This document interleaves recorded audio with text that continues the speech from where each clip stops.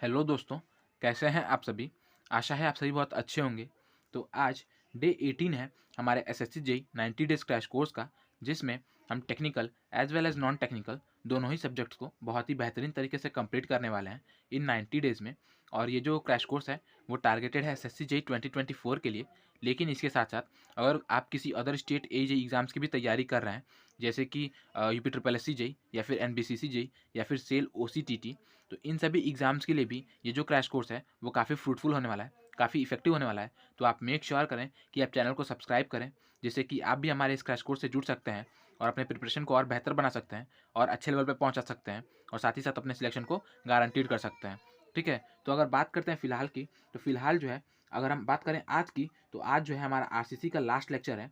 RCC का last lecture है। इससे पहले यानी कि कल की अगर मैं बात करूँ, तो कल हमने बीएमसी को ख़त्म कर दिया था। बीएमसी का कल लास्ट लेक्चर था, जिसमें हमने मिसलेनियस टॉपिक्स को कंप्लीट किया था। तो आई होप कि आपने उस वीडियो को पूरी तरह अच्छी तरह से देख लिया होगा।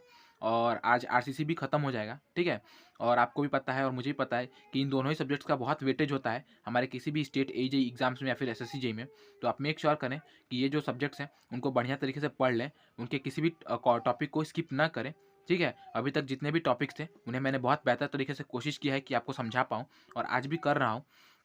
तो आज हम प्री स्ट्रेस्ड कंक्रीट पढ़ेंगे, जो कि हमारा लास्ट टॉपिक होगा आरसीसी का। ठीक है? तो चलिए वीडियो को शुरू करते हैं। और ये जो टॉपिक है वो बहुत इंपॉर्टेंट होने वाला है, क्योंकि ये जो है आजकल, मतलब पहले तो नहीं, लेकिन अभी जो है ये पूछे जाते हैं, इनके क्वेश्चंस आ जाते हैं। और जैसा कि आपको भी पता है और मुझे भी पता है कि जो एसएससी जेईई का जो ये हो गया है मेंस जो है, वो भी ऑब्जेक्टिव हो गया है। तो वहाँ पे जो है इस तरह के क्वेश्चन, यानी इससे रिलेटेड क्वेश्चन आने के ज़्यादा चांसेस हैं। तो आप मेक श्योर कीजिएगा कि आप चैनल ये वीडियो में एंड तक बने रहिएगा, जिससे कि आपके भी ये जो जितने भी कॉन्सेप्ट्स हैं प्री स्ट्रेस्ड कंक्रीट से रिलेटेड, वो कंप्लीट हो जाएँ, क्लियर हो जाएँ। तो चलिए वीडियो को शुरू करते हैं। तो सबसे पहले हम पढ़ते हैं प्री स्ट्रेस्ड कंक्रीट होता क्या है। तो जो प्री स्ट्रेस्ड कंक्रीट होता है वो क्या होता है? A concrete in which internal stress of suitable magnitude and distribution are introduced so that stress resulting from external loads are counteracted at a desired degree.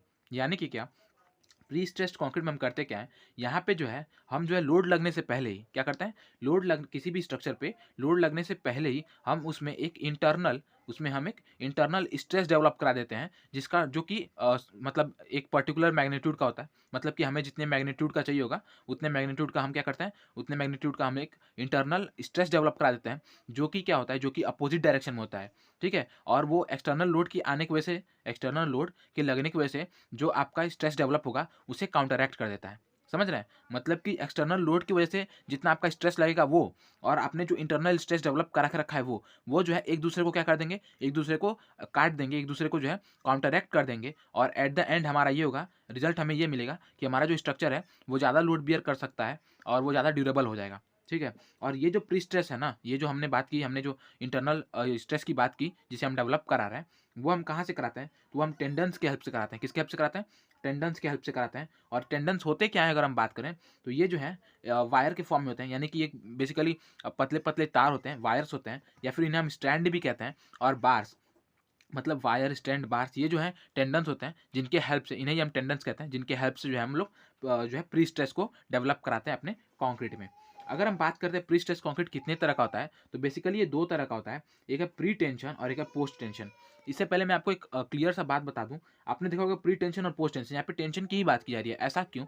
तो देखिए, जब भी हम जो है किसी भी स्ट्रक्चर पे लोड लगाते हैं, ठीक है? लोड लगाते हैं तो उसमें जो है स्ट्रेस डायग्राम बनता है, ठीक है? स्ट्रेसेस डेवलप होती हैं। ये आपका न्यूट्रल एक्सिस हो गया, यहाँ पे कंप्रेसिव और यहाँ पे टेंशन। अब हमें पता है क्या? हमें पता है हमारे जो कंक्रीट मेंबर्स होते हैं, वो टेंशन में ही फ़ेल करते हैं, ठीक है? वो टेंशन में ही फ़ेल करते हैं। तो अगर हम किसी तरह से इस टेंशन ज़ोन को काउंटरैक्ट करा दें, ठीक है? कम करा दें, तो हमारा जो मेंबर है वो क्या हो जाएगा? वो और ड्यूरेबल हो जाएगा और उसकी लोड बेयरिंग कैपेसिटी बढ़ जाएगी। तो हम बस यही करते हैं, हम क्या करते हैं, हम इसकी जो है, ये जो टेंशन ज़ोन है इसका, उस टेंशन ज़ोन में हम क्या करते हैं, हम जो है टेंडन्स की हेल्प से जो है पहले ही जो है कुछ टेंशन ला देते हैं, ठीक है? कुछ टेंशन, मतलब उन तारों को स्ट्रेच करके उनमें टेंशन क्या कहते हैं, उनको उन तारों को स्ट्रेच करके उनमें जो है टेंशन क्रिएट कर देते हैं और उसके बाद उस पर क्या करते हैं, कास्टिंग कर देते हैं और फिर उन्हें छोड़ देते हैं। तो अगर आपका ये जो है, ये मैं एक ओवरऑल एक ओवरव्यू दे रहा हूँ, एक आइडिया दे रहा हूँ, उसको आप थोड़ा सा समझने की कोशिश कीजिए। अगर ये आपका स्ट्रक्चर है, ठीक है, इसमें मैंने क्या किया, इसमें मैंने यहाँ पे जो हमारे ये थे टेंडन्स थे उन्हें मैंने स्ट्रेच कर लिया, उसके बाद मैंने यहाँ पे कास्ट कर लिया। कास्ट करने के बाद मैंने क्या किया, कास्ट करने के बाद मैंने इन्हें कट आउट कर दिया, यानी यहाँ से कट कर दिया। तो अब ये जो तार है, ये जो टेंडन्स है, वो अपने इनिशियल फॉर्म में आने की कोशिश करेंगी, लेकिन इनिशियल फॉर्म में नहीं आ पाएंगे क्योंकि यहाँ पे ये कॉन्क्रीट है और इसकी वजह से ये क्या करेंगे, ये कॉन्क्रीट पे जो है एक तरह से कंप्रेसिव क्या करेंगे, कंप्रेसिव स्ट्रेस डेवलप कराएंगी, है ना, दोनों तरफ से लोड लगा के कंप्रेसिव स्ट्रेस डेवलप कराएंगी, जिसकी वजह से क्या होगा, ये जो हमारा टेंशन जोन है वो कहीं ना कहीं कंप्रेसिव जोन में धीरे धीरे डेवलप हो जाएगा। और अब हम जो जब लोड लगाएंगे तो ये जो लोड लगेगा हमारा, जो यहाँ पे टेंशन डेवलप करा रहा था, वो जो है इस कंप्रेशन लोड से, इस कंप्रेसिव स्ट्रेस से, जो हमारे यहाँ पे टेंशन स्ट्रेस आ रहा था, उससे जो ये कंप्रेसिव स्ट्रेस क्या कर देगा, काउंटरएक्ट कर देगा। ठीक है, तो बेसिक जो कॉन्सेप्ट है वो यही है। हाँ, अब हम बात करते हैं, देखिए, प्री टेंशन की, पोस्ट टेंशन की। प्री टेंशन में क्या होता है, देखिए, प्री टेंशन में जो है हमारा क्या मतलब, इन दोनों में अगर डिफरेंस की बात करें तो क्या होता है, और प्री टेंशन और पोस्ट टेंशन का यहाँ पे जो है आपको ये भी मिल जाएगा, डेफिनेशन भी मिल जाएगा। तो देखिए क्या होता है, यहाँ पे हम क्या करते हैं, यहाँ पे जो है हम जो है कास्टिंग करते हैं कंक्रीट का, यहाँ पे प्री टेंशनिंग में जो हम करते हैं कास्टिंग कंक्रीट का, उसमें हम मतलब पहले ही जो है, पहले ही हम तारों को स्ट्रेच कर देते हैं, पहले ही टेंडन्स को स्ट्रेच कर देते हैं और उसके बाद कास्टिंग करते हैं। और फिर जो है हम क्या करते हैं, फिर जो है हम उसको, उन तारों को कट आउट कर देते हैं, ठीक है, कट कर देते हैं और कट करके फिर वो जो, जैसे मैंने आपको बताया, वो तार क्या करते हैं, कंक्रीट पे जो है कंप्रेसिव स्ट्रेस जनरेट कराते हैं, जो कि है हम, जो कि हमारे टेंजाइल स्ट्रेस को जो है ये कर देता है, काउंटरएक्ट कर देता है। तो देखिए किस तरह से इसका स्टेप किस तरह से है, वो अगर बात करें तो सबसे पहले हम एंकरिंग ऑफ टेंडर्स करते हैं। टेंडर्स को हम लोग, टेंडन्स को हम लोग दो तरफ से फंसा दिया, उसके बाद हमने जैक लगा के उनमें टेंशन अप्लाई कर दिया और फिर हमने क्या किया, फिर हमने कास्टिंग ऑफ कंक्रीट कर दी, कंक्रीट को कास्ट कर दिया और फाइनली उन्हें कट कर दिया। ठीक है, तो ये बात हो गया हमारे प्री टेंशन का। अब हम बात करें पोस्ट टेंशन की, कि पोस्ट टेंशन में हम किस तरह से ये करते हैं, उन्हें किस तरह से करते हैं। तो इसमें जैसा कि आपने देखा, प्री प्री मतलब पहले होता है, पोस्ट मतलब बाद में होता है। तो इसमें बस थोड़ा सा हम उल्टा करते हैं, इसमें जो है कास्टिंग ऑफ कंक्रीट हम लोग पहले करते हैं, मतलब हमने कंक्रीट को जो कास्ट किया है वो पहले कर दिया और उसके बाद जो है हम उसमें जो है टेंडन्स को अप प्लेस करते हैं। मतलब जैसे इसमें जो है हम क्या करते हैं इसमें जो है हम जब भी आप कंक्रीट का कास्ट करेंगे तो इसमें हम ऐसे कुछ जगह छोड़ देते हैं, ठीक है, मतलब इसमें मतलब एक आप कह सकते हैं कि पाइप अप्लाई कर देते हैं, एक पाइप डाल देते हैं, जिससे कि इसमें जो है कुछ वॉइड्स हमारे बने रहते हैं। फिर इन वॉइड्स के थ्रू जो है हम लोग अपने टेंडन्स को डाल देते हैं और उन टेंडन्स को एंकर करके हम जो है उनमें टेंशन अप्लाई कर देते हैं। और उसके बाद जब ये हमारा हो जाता है तो फिर हम क्या करते हैं, फिर हम इस मतलब ये जो हमारे ये थे क्या बोलते हैं, वॉइड्स थे, उन्हें हम गनिटिंग कर देते हैं। गनिटिंग आपने पढ़ रखा होगा, गनिटिंग में मतलब हम ये जो होल्स होते हैं उन्हें हम बढ़िया तरीके से बंद कर देते हैं, ठीक है। और बंद करने के बाद फिर हम क्या करते हैं, फिर हम इन्हें कट आउट कर देते हैं। तो ये बात हो गई यहाँ की। अगर हम बात करें एडवांटेज की, तो देखिए प्री टेंशनिंग में क्या एडवांटेज होता है, तो प्री टेंशनिंग में हमारा ये एडवांटेज होता है कि ये जो है लार्ज स्केल प्रोडक्शन के लिए सूटेबल होता है। यानी कि प्री टेंशनिंग में हम लार्ज स्केल में भी अगर हमें प्रोडक्शन चाहिए होगा, अगर हमें लार्ज स्केल पे वर्क करना है तो हम इसे यूज़ कर सकते हैं। और अगर हम बात करें एडवांटेज पोस्ट टेंशनिंग की, तो उसके क्या क्या एडवांटेज है, तो heavy casting place member can be easily post tension. इसमें क्या है, इसमें जो हमारे हैवी मेंबर्स हैं, जो बड़े मेंबर्स हैं, उनको भी हम आराम से कर सकते हैं, आसानी से इसमें भी हम मतलब प्री स्ट्रेस कंक्रीट मतलब उन्हें ये कर सकते हैं, अप्लाई कर सकते हैं उन्हें पोस्ट टेंशन के थ्रू, ठीक है। उसमें जो है हमारे जो भी क्या बोलते हैं ये है हैवी मेंबर्स हैं, हैवी कास्टिंग मेंबर्स हैं, उन्हें हम आसानी से इसमें जो है पोस्ट टेंशन को अप्लाई कर सकते हैं। जबकि प्री स्ट्रेस वाले में जो है, प्री टेंशन वाले में दिक्कत होगा। ऐसा क्यों, देखिए प्री टेंशन में ये है ना कि आपने तार को अप्लाई कर दिया, फिर आप इस पे जो है अपना जो है कास्टिंग वर्क करेंगे, ठीक है, तो कहीं ना कहीं यहाँ पे थोड़ी सी दिक्कत होगी। लेकिन जो हमारा हैवी कास्टिंग मेंबर है उसमें हम पहले ही अपने मेंबर को कास्ट कर दे रहे हैं, ठीक है, और फिर हम उन वाइड्स के थ्रू अपने उनको क्या बोलते हैं स्ट्रेस डेवलप कर दे रहे हैं। तो इसमें कोई ऐसा दिक्कत नहीं होगी। तो ये हमारे लिए कहीं ना कहीं हैवी मेंबर्स के लिए जो है ये हमारे लिए सहूलियत होगा, वर्केबल होगा, ठीक है। और अगर हम बात करें अगले पॉइंट की, तो transfer of pre stress is independent of length.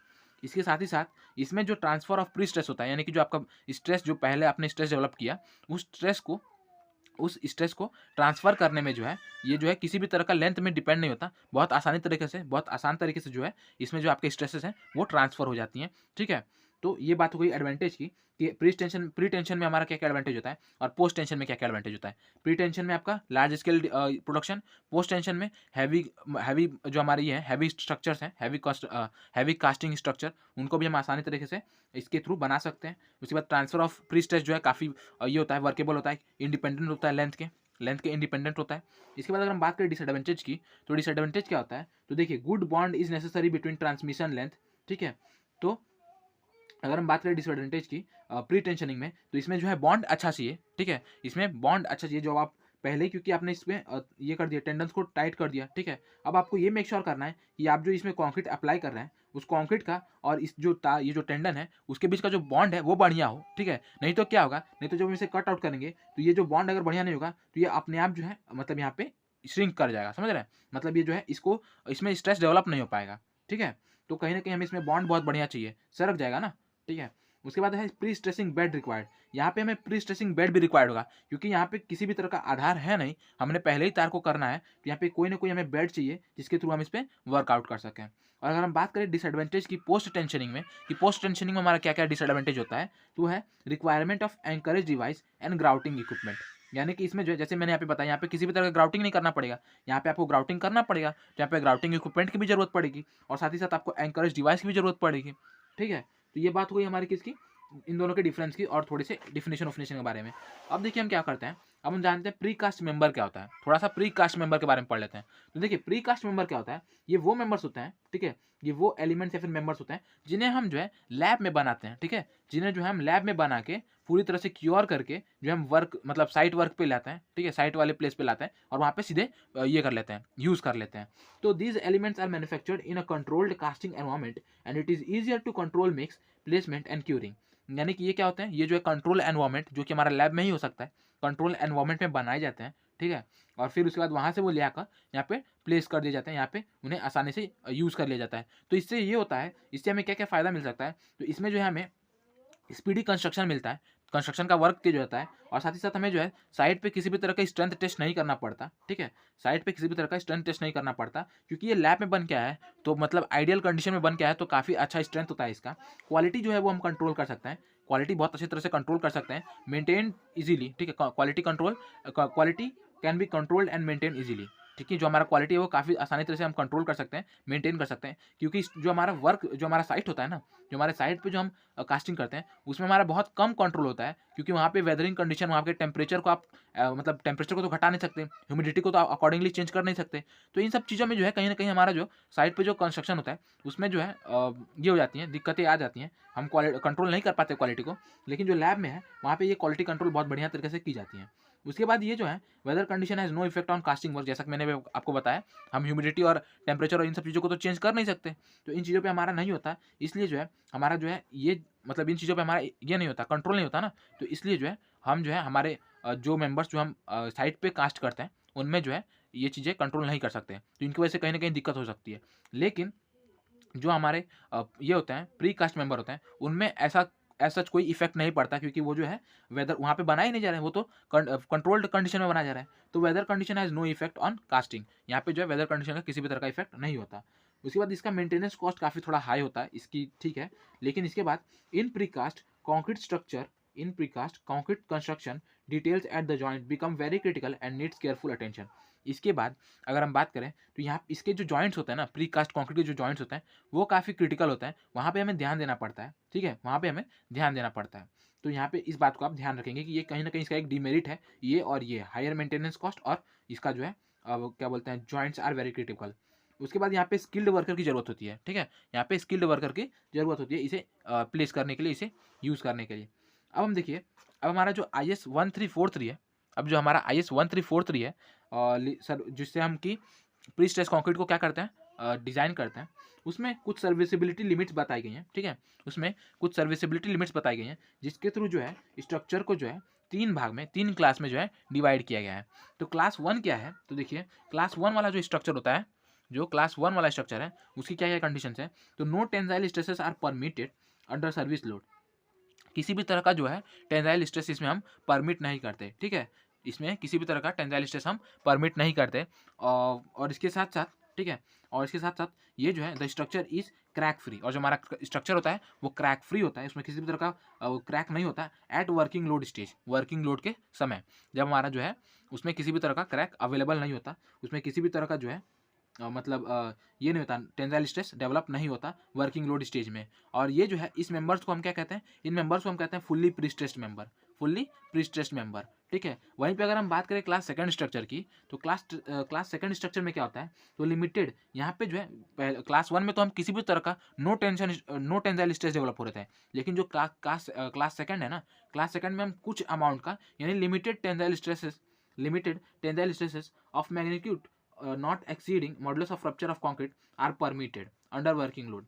यानी कि यहाँ पे क्या होता है, यहाँ पे जो है हमारे कुछ मैग्नीट्यूड का जो है टेंसाइल स्ट्रेस मतलब लिमिटेड अमाउंट का जो है परमिटेड होता है, और ये भी कितना होता है, ये भी उतना ही होता है जितना कि मतलब इसका जो मैग्नीट्यूड है वो आपके कंक्रीट के रप्चर से, ठीक है, modulus of rupture of concrete यानी कि कंक्रीट के मॉडुलस ऑफ रप्चर से जो है ज़्यादा नहीं होना चाहिए। मतलब ये कि जो आपका लिमिटेड टेंसाइल मतलब जो आपका क्लास सेकंड का जो स्ट्रक्चर है वहाँ पे जो है आप जो है एक limited amount of tensile stress को क्या करेंगे, परमिट करेंगे, जिस और ये जो मैग्नीट्यूड होगा वो क्या होगा, वो हमेशा जो है कंक्रीट के मॉडुलस ऑफ रप्चर से कम होगा, ठीक है। और यहाँ पे एक और चीज़ है, यहाँ पे जो है visible cracks are not permitted, लेकिन यहाँ पे किसी भी तरह का विजिबल क्रैक जो है परमिट नहीं किया जाएगा, और इन्हें जो हम क्या कहते हैं, इन्हें मॉडरेट प्री स्ट्रेस कहते हैं। क्या कहते हैं, मॉडरेट प्री स्ट्रेस, ठीक है, मॉडरेट प्री स्ट्रेस। इसके बाद हम बात करते हैं क्लास 3 स्ट्रक्चर के। तो क्लास थर्ड जो स्ट्रक्चर है हमारा, उसमें जो है tensile stresses of magnitude exceeding the modulus of rupture of concrete and visible cracks up to certain limits are permitted.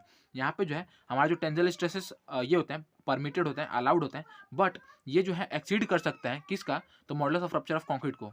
यानी कि ये जो स्ट्रेसेस होते हैं वो कंक्रीट के मॉडुलस ऑफ रप्चर को भी एक्सीड कर सकते हैं, और यहाँ पे जो विजिबल क्रैक्स भी अलाउड होते हैं, ठीक है। इसीलिए जो है इन्हें हम क्या कहते हैं, इन्हें हम पार्शियली प्री स्ट्रेस कंक्रीट कहते हैं, ठीक है। तो ये बात हो गई इन तीन क्या बोलते हैं स्ट्रक्चर्स की, जो कि IS 1343 के द्वारा जो है इन्हें ये किया गया था, क्लासीफाई किया गया था सर्विसिबिलिटी लिमिट के अकॉर्डिंग। यहाँ पे आप देख सकते हैं, यहाँ पे बात किसी की जा रही है, क्रैक्स की बात की जा रही है, ठीक है, क्रैक्स की बात की जा रही है और स्ट्रेसेस की बात की जा रही है, तो इसलिए जो है ये हमारा सर्विसिबिलिटी लिमिट पे वर्क कर रहा है। तो आपने देखा क्लास 1 में क्या किया, no tensile stresses no visible cracks, और क्लास सेकंड में की अगर बात करें तो some amount of tensile stresses which are not exceeding the modulus of rupture of concrete, और इसके साथ साथ visible cracks are not allowed. Class third की अगर बात करें, ठीक है, तो tensile stresses of magnitude exceeding the modulus of rupture of concrete, ठीक है, आर अलाउड बट एंड इसके साथ साथ विथ विजिबल क्रैक्स, ठीक है, विजिबल क्रैक्स भी यहाँ पे क्या होते हैं, आपके परमिटेड होते हैं, और इन्हें जो है हम पार्शियली प्री स्ट्रेस कहते हैं। इससे पहले वाले जो क्लास सेकंड थे उन्हें मॉडरेट प्री स्ट्रेस कहते हैं, और क्लास फर्स्ट वाले को फुल प्री स्ट्रेस कहते हैं। तो ये बात हो गई हमारे इनकी। अब हम बात करते हैं लॉन्ग लाइन मेथड की, ठीक है। अब हम बात करते हैं लॉन्ग लाइन मेथड की। तो ये जो मेथड होता है, वैसे तो बहुत सारे मेथड होते हैं हमारे सर्विसिबिलिटी क्या बोलते हैं प्री स्ट्रेस कंक्रीट के लिए, हमारे बहुत सारे मेथड होते हैं, बट यहाँ पे जो सबसे ज़्यादा यूज होता है फैक्ट्रीज में, या फिर सबसे ज़्यादा हमें पूछा जाता है, जो बहुत इंपॉर्टेंट है, वो है लॉन्ग लाइन मेथड, जिसे हम होयर मेथड भी कहते हैं, जिसे हम होयर मेथड भी कहते हैं। और ये मोस्ट कॉमनली मेथड है जिसे हम यूज़ करते हैं प्री स्ट्रेसिंग के लिए अपने फैक्ट्री में, ठीक है, अपने फैक्ट्री में सबसे ज़्यादा इसे ही यूज़ करते हैं। और इसमें जो है जनरली हम जो है small repetitive type of members को है बनाते हैं, मतलब स्मॉल मेंबर्स जो है, स्मॉल मेंबर्स उनको ही हम यहाँ पे जो है इस मेथड के थ्रू ये करते हैं, प्रोड्यूस करते हैं। और जैसे कि अगर एग्जांपल की बात करें तो प्री स्ट्रेस कंक्रीट का जो है रेलवे स्लीपर, हमारा जो रेलवे का स्लीपर होता है प्री स्ट्रेस रेलवे स्लीपर, उसे हम लॉन्ग लाइन मेथड के थ्रू बना सकते हैं। इलेक्ट्रिक पोल्स हैं उन्हें हम बना सकते हैं, ठीक है। तो लॉन्ग लाइन मेथड की बात ये हो गई कि जो है फैक्ट्री में सबसे ज़्यादा इसे ही यूज़ किया जाता है। इसके साथ साथ जो है small repetitive type of member, small members के लिए जो कि हमें लगातार बनानी है, मतलब रेपिटेटिवली बनानी है। जैसे कि देखिए आपका जो इलेक्ट्रिक पोल है या फिर आपका स्लीपर है, ठीक है, स्लीपर ही मान लीजिए, तो ये ऐसा नहीं कि इसका एक स्लीपर का डायमेंशन अलग होगा, दूसरे स्लीपर का डायमेंशन अलग होगा, ऐसा नहीं है ना। मतलब सभी स्लीपर्स का जो है डायमेंशन अलग होगा, यानी कि ये जो रेपिटेटिव होंगी यहाँ पे जो है हमें एक नहीं चाहिए, ऐसे बहुत सारे चाहिए, तो यहाँ पे हम रेपिटेटिव अमाउंट ऑफ चाहिए। तो यहाँ पे इसलिए ये बात की गई है कि generally use for small repetitive type of member को यहाँ पे हम लोग बनाते हैं। रेलवे स्लीपर और इलेक्ट्रिक पोल्स इसके एग्जाम्पल हो गए, इसे हम हॉयर मेथड भी कहते हैं।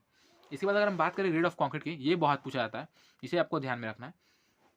वैसे तो ये सभी पूरा यही क्या बोलते हैं पूरा टॉपिक ही बहुत इंपॉर्टेंट है, ठीक है, आपके एग्जाम के लिए, तो आप मेक श्योर करें कि आप इन्हें याद रखें, ठीक है। और रहेगी बात पीडीएफ की और नोट्स की, तो वो मैं आपको अपने टेलीग्राम चैनल पे दे दूंगा, स्टडी सिविल विद सिविल, जिसे आप ज्वाइन कर सकते हैं। इसके साथ साथ अपने इंटरेक्शन को और बेहतर बनाने के लिए, मेरे से और आपसे जो इंटरेक्शन है वो और बेहतर बन सके, उसके लिए आप हमारे व्हाट्सएप ग्रुप को भी ज्वाइन कर सकते हैं, जिसका जो लिंक है मैंने डिस्क्रिप्शन में दे रखा है। तो अब हम बात करते हैं ग्रेड ऑफ कंक्रीट की, कि किस ग्रेड का कंक्रीट हम लोग यूज़ करते हैं अपने प्री टेंशन कंक्रीट के लिए और पोस्ट टेंशन कंक्रीट के लिए। तो जो हमारा प्री स्ट्रेस कंक्रीट होता है ना, प्री टेंशन कंक्रीट, जो हमारा प्री टेंशन कंक्रीट होता है, उसके लिए हम यूज़ करते हैं M40 को, और जो हमारा पोस्ट टेंशन कंक्रीट होता है उसके लिए हम यूज़ करते हैं M30 को, यानी M40 को प्री के लिए और M30 को पोस्ट के लिए, ठीक है। तो ये बात हो गई इनकी। अब हम बात करें मिनिमम कवर की, कि हम मिनिमम कवर क्या प्रोवाइड करते हैं प्री स्ट्रेस्ड कंक्रीट में। तो प्री स्ट्रेस हमारे दो तरह के, प्री टेंशन और पोस्ट टेंशन।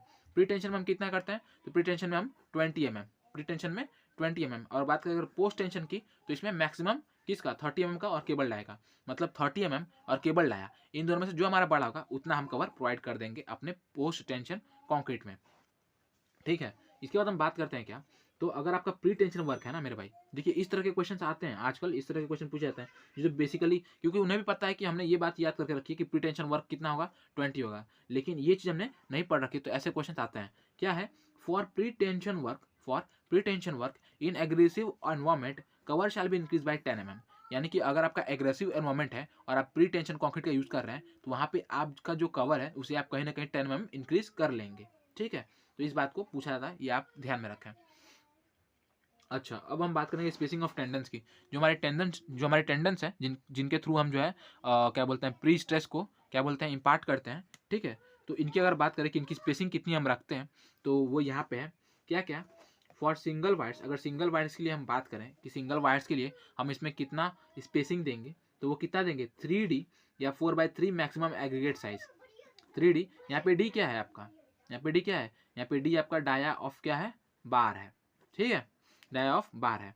तो या तो 3D या फिर 4x3 मैक्सिमम एग्रीगेट साइज, मतलब मैक्सिमम एग्रीगेट साइज जो है उसका 1.33, हाँ 1.33, यानी कि या तो 3D या तो 1.33 एग्रीगेट साइज, इनमें से जो आपका जो है मैक्सिमम होगा उसे आप प्रोवाइड करेंगे फॉर सिंगल्स वायर।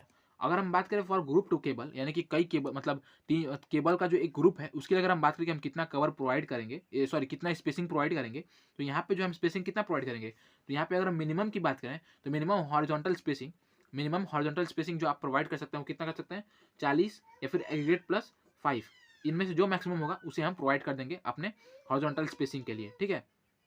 या तो 5 mm प्लस एग्रीगेट साइज या फिर 40 mm। इसके बाद हम बात करते हैं अगले, तो मिनिमम वर्टिकल स्पेसिंग। यहाँ पे हमने हॉरिजॉन्टल स्पेसिंग को पढ़ लिया, हॉरिजॉन्टल स्पेसिंग में क्या हुआ, तो यहाँ पे जो है हमने मैक्सिमम ऑफ किसका दिया 40 mm और 5 mm प्लस एग्रीगेट साइज। अगर हम बात करें वर्टिकल स्पेसिंग की, तो यहाँ पे कितना करेंगे हम 50 mm। तो इन दोनों की भी बात कर ली, वर्टिकल स्पेसिंग हम कितना दे सकते हैं 50 mm तक दे सकते हैं मिनिमम, इससे ज़्यादा ही देना है, इससे कम नहीं दे सकते। और अगर बात करें हॉरिजॉन्टल स्पेसिंग की, तो 40 mm या फिर एग्रीगेट साइज प्लस 5। इसे हम इसलिए प्रोवाइड करते हैं जिसके थ्रू जो है हमारा जो स्ट्रक्चर है उसमें कहीं ना कहीं हमें कॉम्पैक्शन करने में आसानी हो, क्योंकि अगर ये जो हमारा ये है क्या कहते हैं बार्स हैं या फिर ये जो टेंडन्स हैं, अगर वो ज़्यादा ये हो जाएंगे, ज़्यादा कंजेस्टेड हो जाएंगे, तो कहीं ना कहीं यहाँ पे हमें कॉम्पैक्शन करने में दिक्कत होगा, ठीक है। तो इसलिए हम to ensure good compaction we provide this amount of spacing, ठीक है। तो ग्रुप्ड केबल्स के लिए हमने बात कर ली। अब हम बात करते हैं फॉर केबल्स और लार्ज बार्स, ठीक है, या फिर केबल्स और लार्ज बार्स के लिए अगर हम बात करें तो इसमें हम कितना प्रोवाइड करते हैं, तो इसमें से ये जो वैल्यू है इनकी मैक्सिमम जो है यहाँ पे हम प्रोवाइड कर सकते हैं 40 mm maximum size of cable या फिर 5 mm प्लस एग्रीगेट साइज।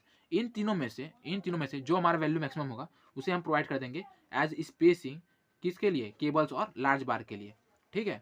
अब देखिए, अब हम पढ़ने वाले एक बहुत इंपॉर्टेंट पॉइंट के बारे में, एक बहुत इंपॉर्टेंट टॉपिक के बारे में, जो कि losses and deflection in PSC मतलब प्री स्ट्रेस कंक्रीट। तो लॉसेस और डिफ्लेक्शन की अगर हम बात करें तो इससे बहुत अच्छे अच्छे क्वेश्चंस आते हैं, और आपने अगर देखा होगा तो ए में बहुत अच्छे अच्छे क्वेश्चंस इससे आए हुए हैं, और एससी में भी इससे क्वेश्चंस आते हैं, और बहुत एक्सपेक्टेड है कि जे में भी आएंगे, ठीक है। तो इसे भी आपको पढ़ते हुए चलना है, ठीक है। और अगर प्री में नहीं भी आता है ना मेरे भाई, प्री में तो वैसे आता होगा, लेकिन प्री में नहीं भी आया ना तो मेंस में तो मेरे भाई पक्का ही है कि ये आएगा ही आएगा, तो इसे पढ़ के रखिए।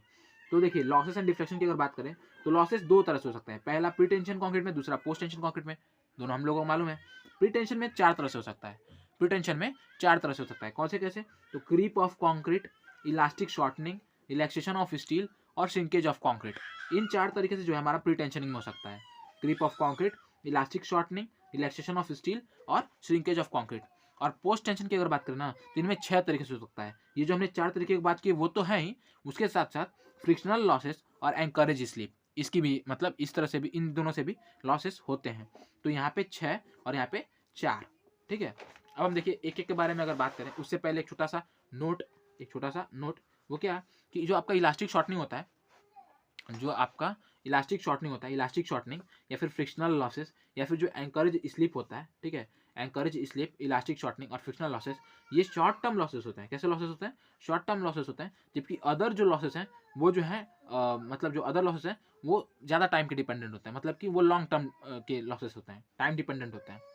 और अगर हम बात करें टोटल लॉस की, तो किस में ज़्यादा होता है टोटल लॉस? तो जो प्री टेंशन है ना, जो आपका प्री टेंशन है, उसमें जो है आपका लॉस जो है वो ज़्यादा होता है as comparison in post tension, ठीक है। यानी कि प्री में आपका ज़्यादा होगा पोस्ट टेंशन से। भले से पोस्ट टेंशन में आपका 6 मेथड से, 6 तरीके से जो है आपका ये हो रहा है, लॉसेस आ रही हैं, लेकिन एट द एंड जो आपका मैक्सिमम वैल्यू होगा ना, वो किसका होगा? प्री टेंशन का होगा। तो प्री टेंशन में ज़्यादा लॉस होता है, पोस्ट टेंशन में कम लॉस होता है इन कंपेरिजन।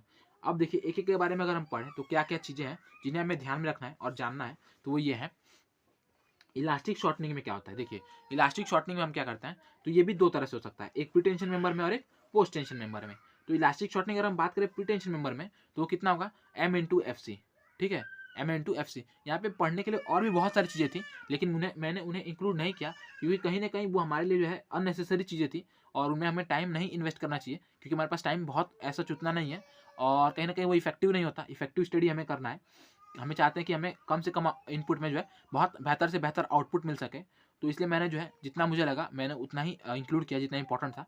अदर जो चीज़ें थी, जो आप अगर आपको लगता है कि हाँ वो चीज़ें मुझे जाननी है, तो आप पढ़ सकते हैं, ठीक है। लेकिन इंपॉर्टेंट जो एग्जाम के पॉइंट ऑफ व्यू से है वो यही चीज़ है, तो आप इन्हें बढ़िया से देख लें। तो देखिए प्री टेंशन मेंबर की अगर हम बात करें, तो इलास्टिक शॉर्टनिंग जो लॉस होगा उसमें वो कितना होगा? M/FC। एम क्या है? तो हमारा मॉडुलर रेशियो, और FC क्या है? तो stress in concrete at the level of tendons, यानी कि टेंडेंस का जो लेवल है, ठीक है, अगर ये आपका स्ट्रक्चर है और ये टेंडन का लेवल है, तो इस लेवल पे क्या हमारा स्ट्रेस है वो, और इनटू मॉडुलर रेशियो, ये अगर हम कर देंगे तो हमें मिल जाएगा क्या? प्री टेंशन मेंबर में कितना लॉस हुआ है, ठीक है, कितना लॉस हुआ है उसे हमें पता चल जाएगा। अब हम बात करते हैं अगर पोस्ट टेंशन मेंबर की, ठीक है, पोस्ट टेंशन के मेंबर की अगर हम बात करें, तो पोस्ट टेंशन मेंबर में कैसे होता है? अगर आप सिंगल टेंडन यूज कर रहे हैं, अगर सिंगल बार यूज कर रहे हैं, तो वहाँ पे किसी भी तरह का इलास्टिक शॉर्टनिंग लॉसेस नहीं होगा। लेकिन अगर आप नंबर ऑफ मतलब एक से ज़्यादा कर रहे हैं, एक से ज़्यादा आप क्या कर रहे हैं, टेंडन्स का यूज कर रहे हैं पोस्ट टेंशन मेंबर में, तो वहाँ पे क्या होगा? जब आप पहला बार डालेंगे ना, तब तो किसी तरह का लॉस नहीं होगा, लेकिन जब आप दूसरा बार डालेंगे ना, तो जो है दूसरे बार में तो नहीं लॉस होगा, लेकिन कहीं न कहीं पहले बार में जो है इसकी वजह से जो है लॉस हो जाएगा, ठीक है। और जब आप तीसरा बार डालेंगे ना, तो सेकंड लॉस थर्ड में तो कोई लॉस नहीं होगा, मतलब जो आप डाल रहे हैं उसमें किसी तरह का लॉस नहीं होगा, लेकिन उससे पहले वाले में लॉस हो जाएगा, यानी सेकंड में लॉस हो जाएगा। तो अगर आपका सिंगल है तो किसी भी तरह का लॉस नहीं, अगर आपका क्या बोलते हैं डबल या ट्रिपल यानी मतलब मल्टीपल है, तो जब आप दूसरा डालेंगे तो पहले वाले में लॉस हो जाएगा, तीसरा डालेंगे तो दूसरे वाले में लॉस हो जाएगा, चौथा डालेंगे तो तीसरा वाला में लॉस हो जाएगा, यानी कि इसी तरह से एक साइमल्टेनियसली चेन चलता रहता है। तो ये बात ये है यहाँ पे, और ये बात हो गई हमारे पोस्ट टेंशन मेंबर की कि इलास्टिक शॉर्टनिंग में क्या लॉस होता है। अब हम बात करते हैं श्रिंकेज ऑफ कॉन्क्रीट की, ठीक है मेरे भाई। श्रिंकेज ऑफ कॉन्क्रीट की अगर हम बात करें कि हमारे कॉन्क्रीट में कितना श्रिंकेज आ सकता है, उसकी वजह से कितना लॉस हो सकता है, तो लॉस ऑफ स्ट्रेस हमारा कितना होता है? Epsilon SS into ES। इसे आप एक तरह से और याद रख सकते हैं। एप्सिलॉन एस आपका क्या है? स्ट्रेन है, और ये क्या है? स्ट्रेस है, और ये क्या है? इलास्टिक मॉडुलस है। और हमने क्या पढ़ रखा है? Stress upon strain into stress upon strain is equals to E modulus of ये इलास्टिसिटी। तो इसी को कहीं ना कहीं हमने जो है एक अदर फॉर्म में स्ट्रेस को यहाँ पे रहने दिया है और इसे यहाँ पे कर दिया है, तो वही आपको ये फॉर्मूला बन के आ गया है। Loss of stress is equals to epsilon SS into ES। और ये जो ES आपका modulus of elasticity of steel है, यहाँ पे जो एप्सिलॉन S है वो क्या है? आपका टोटल रेसिडुअल श्रिंकेज स्ट्रेन है, कितना स्ट्रेन आ रहा है वो, और उसे हम कितना लेते हैं? उसे हम लेते हैं 0.0003 प्री टेंशन के लिए। अगर पोस्ट टेंशन की बात करें तो कितना लेते हैं? 2 × 10⁻⁴ अपॉन log 10 T+2, ठीक है। तो ये वैल्यू हो गया पोस्ट टेंशन के लिए, और ये वैल्यू होगा प्री टेंशन के लिए। बेसिकली यही ज़्यादा पूछते हैं, लेकिन इसे भी आपको जानते रहना है क्योंकि ये भी पूछ सकता है। तो 2 × 10⁻⁴ अपॉन log 10 T+2 पोस्ट के लिए। अब हम बात करते हैं क्रीप ऑफ कॉन्क्रीट की। तो मेरे भाई देखो क्रीप ऑफ कॉन्क्रीट क्या होता है, सबसे पहले मैं आपको बता दूं कि क्रीप क्या होता है। तो देखिए, तो क्रीप ऑफ कॉन्क्रीट क्या होता है आपका क्रीप ऑफ कॉन्क्रीट जो होता है वो आपका क्या होता है, जब आप किसी भी स्ट्रक्चर पे जो है काफ़ी समय के लिए यानी लॉन्ग टर्म के लिए डेड लोड से सब्जेक्टेड करते हैं। यानी कि अगर आपका कोई स्ट्रक्चर है और उस पर आप काफ़ी समय के लिए जो है लॉन्ग टर्म के लिए डेड लोड अप्लाई करेंगे, डेड लोड लगाएंगे, तो कहीं ना कहीं उसमें जो है धीरे धीरे करके विथ टाइम, समय के साथ जो है क्या होता है, समय के साथ उसमें जो है कुछ ना कुछ विकार आता है, कुछ ना कुछ डिफॉर्मेशन आता है, जिसे हम क्या कहते हैं? क्रीप कहते हैं। तो उसके बारे में यहाँ पे बात किया गया है, ठीक है। तो इसमें जो लॉस ऑफ स्ट्रेस क्या होगा, जब आपका क्रीप आ जाएगा तो उसमें लॉस ऑफ स्ट्रेस क्या होगा? तो होगा क्या बोलते हैं? M5FC। इसे आप इस तरह से याद रखते हैं FM5, ठीक है। FM5 जो है ये लॉस ऑफ स्ट्रेस होगा, जहाँ पे आपका F क्या है? तो ये है स्ट्रेस इन कॉन्क्रीट, M क्या है? तो आपका ये है मॉडुलर रेशियो, और फाई क्या है? Creep coefficient. अब आपने सोच रहे होंगे ये मॉडुलर रेशियो तो मैंने आपको बता रखा है, वैसे तो बताया मैंने क्रीप कोएफिशिएंट भी है, लेकिन मैं उसे यहाँ पे फिर से दोहरा दूंगा। मॉडुलर रेशियो मैंने बता रखा है, स्ट्रेस इन कंक्रीट आपको मालूम ही है। क्रीप स्ट्रेन क्या होता है, क्रीप कोएफिशिएंट क्या होता है, तो क्रीप कोएफिशिएंट होता है creep strain upon elastic strain, ठीक है। Creep coefficient is equals to creep coefficient is equals to creep strain upon elastic strain, और इसकी जो वैल्यू होती है वो एज वेरी करती है टाइम के साथ, एज के साथ। और 7 डेज के लिए अगर बात करें तो इसकी वैल्यू होती है 2.2, 28 डेज के लिए होती है 1.6 और 1 ईयर के लिए होती है 1.1, ठीक है। तो ये बात हो गई हमारे क्रीप ऑफ कॉन्क्रीट की, और टी जो है हमारा एज ऑफ कॉन्क्रीट है। इसके बाद हम बात करते हैं रिलैक्सेशन ऑफ स्टील की। अब देखिए मेरे भाई, जब आप क्या करते हैं, जब आप किसी भी स्टील को एक कांस्टेंट स्ट्रेन के लिए, जब आप क्या करते हैं, जब आप किसी भी स्टील को एक कांस्टेंट स्ट्रेन से जो है काफ़ी समय के लिए छोड़ देते हैं एक कांस्टेंट स्ट्रेन में, तो धीरे धीरे क्या होता है, धीरे धीरे जो हमारे स्ट्रेस है ना वो धीरे धीरे डिक्रीज होने लगता है, ठीक है। जिसे हम क्या कहते हैं, जिसे हम रिलैक्सेशन कहते हैं स्टील का। तो decrease in stress with time under constant strain is called our relaxation of steel, and it depends upon type of steel, temperature, initial pre-stress. Generally it is taken as 2 to 5% of initial stress, ठीक है। तो ये जो मैंने आपको बताया कि अगर आप किसी भी स्टील को काफ़ी ज़्यादा समय तक लिए एक कांस्टेंट स्ट्रेन में छोड़ देंगे तो वो क्या होगा, वो धीरे धीरे जो है उसके स्ट्रेस जो है वो डिक्रीज होने लगेगी, ठीक है, जिसे हम रिलैक्सेशन ऑफ स्टील कहते हैं। और ये डिपेंड करता है कि आपका टाइप ऑफ स्टील कैसा है, आपका टेम्परेचर कितना है, आपका इनिशियल प्री स्ट्रेस कितना था, इन सभी पॉइंट्स पे। और ये जो है जनरली अगर बात करें इसकी वैल्यू की, तो ये जनरली कितने रखा जाता है, 2 to 5% रखा जाता है हमारे इनिशियल स्ट्रेस की वैल्यू के। अगर आपका इनिशियल इसकी बात करें तो ये इसका जो वैल्यू होता है वो इनिशियल स्ट्रेस का जो वैल्यू है उसके 2 to 5% होता है। अब हम बात करते हैं एंकरेज स्लिप की, ठीक है। तो एंकरेज स्लिप क्या होता है, एंकरेज स्लिप में होता है हमारा लॉस ऑफ स्ट्रेस कितना, delta by L E S. यहाँ पे मैं आपको बता दूं डेल्टा क्या है, तो डेल्टा है हमारा एंकरेज स्लिप। जैसे मतलब आपने कंक्रीट को जो आपका टेंडन उसे आप फंसाएंगे ना, एंकर करेंगे ताकि वो मूव ना कर सके, ठीक है। तो वहाँ पे जो है ये एंकरेज में कितना स्लिप हो रहा है ड्यू टू लोड, उसे हम उसके थ्रू जो है लॉस ऑफ स्ट्रेस कितना होगा उसके बारे में हम बात करेंगे। तो डेल्टा क्या है, एंकरेज स्लिप है इन mm, एल क्या है आपका लेंथ ऑफ केबल है mm में, और ये आपका यंग्स मॉडुलस है। इसे भी अगर आपको मैं कहूँ याद आप कैसे रख सकते हैं, तो उसे भी आप उसी तरह से रख सकते हैं, स्ट्रेन ही है, delta L upon L equal to क्या होता है, स्ट्रेन ही होता है। तो स्ट्रेन हो गया और इनटू इलास्टिक मॉडुलस, तो ये आपका क्या मिल जाएगा, स्ट्रेस मिल जाएगा। तो यही बात यहाँ पे भी दोहराई जा रही है। आई होप आप इन सब चीज़ों को समझ पा रहे होंगे।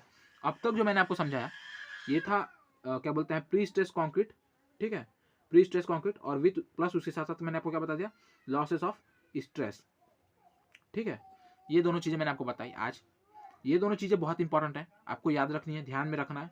और आई होप कि आपको अभी तक की सारी चीज़ें जो मैंने आपको समझाई है वो समझ में आई होंगी, और अगर नहीं आई तो प्लीज़ मेक श्योर करें कि आप उसे वीडियो में कमेंट करें, यानी कमेंट कर दें, जिसके थ्रू जो है मैं अगले वीडियो में जो है, अगले लेक्चर्स में जो है उन्हें क्लियर आउट कर दूँ, ठीक है, और आपके कॉन्सेप्ट को और बेहतर करा दूँ।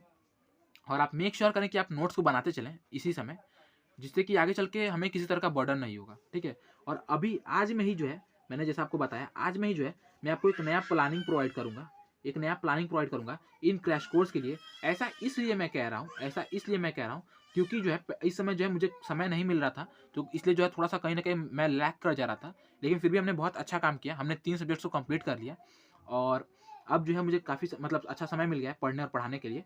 तो कहीं ना कहीं हम जो है और बेहतर तरीके से करने वाले हैं। और अब जो है रीजनिंग को भी हम प्रैक्टिस करेंगे, साथ में मिलकर रीजनिंग को प्रैक्टिस करेंगे। उसके साथ साथ हम लोग PYQs को भी कहीं ना कहीं मैं आपको कोशिश करूँगा आपको प्रोवाइड करने के लिए। और हम लोग आगे चल के जो है 10 मिनट शो भी यूज़ करेंगे, जिसके 10 मिनट शो जिसमें हम इंपॉर्टेंट टेबल्स, इंपॉर्टेंट चीज़ों को जो है 10 मिनट्स में रिवाइज करेंगे। तो ये सभी चीज़ें करनी है, इन सब के लिए जो है आज एक प्लानिंग का वीडियो आएगा, जिसमें इन सभी चीज़ों को हमने प्लान किया होगा, हम इसके बारे में देखेंगे, एक बेटर प्लान बनाएंगे जिसको जो है हम लोग आगे चल के एग्जीक्यूट करने वाले हैं। और आप सभी को एडवांस में हैप्पी होली, ठीक है। तो ये सारी चीज़ें थी, और एक छोटा सा पॉइंट और आपको मैं बता दूं, ये तो हो गया इन सब चीज़ों के बारे में। अगर कोई डाउट हो तो मेरे भाई मेक श्योर करें कि आप जो है कमेंट कर दें, जिससे कि मैं उसे क्लियर कर दूंगा, ठीक है। अब हम बात करते हैं बार बेंडिंग शेड्यूल की, BBS मतलब बार बेंडिंग शेड्यूल। देखिए ये तो ऐसा कि इसे पढ़ना नहीं है हमें, क्योंकि ये जो है बेसिकली आपका एक ये होता है, डायग्राम होता है, जिसके थ्रू जो है हम लोग क्या करते हैं, जिसके थ्रू हम लोग है पूरे जो हमारा जो हमारा ये है क्या बोलते हैं रेनफोर्समेंट है, उसको देखते हैं कि उसका किस तरह से क्या चीज़ें हैं, किस तरह से कैसी लगी हुई हैं। लेकिन इनमें सिम्बल्स ये होती हैं, इनमें सिम्बल्स होती हैं जिनके बारे में हमें समझना जरूरी है, क्योंकि आप सिम्बल्स को समझेंगे नहीं तो जानेंगे कैसे कि क्या चीज़ बोल रहा है। तो अगर आपका सिंबल ऐसा बना हुआ है ना मेरे भाई, हैश की तरह, तो इसका मतलब होता है कि आपका जो बार है वो कैसा है, डिफॉर्म बार है, ठीक है, आपका डिफॉर्म बार यूज हो रहा है। ठीक है। तो ये जो चीज़ें वो डिफॉर्मेशन बता रही हैं, ये इसलिए तो यहाँ पे खुरदुरा अच्छा लग रहा है, ये मतलब डिफॉर्म बार, ठीक है।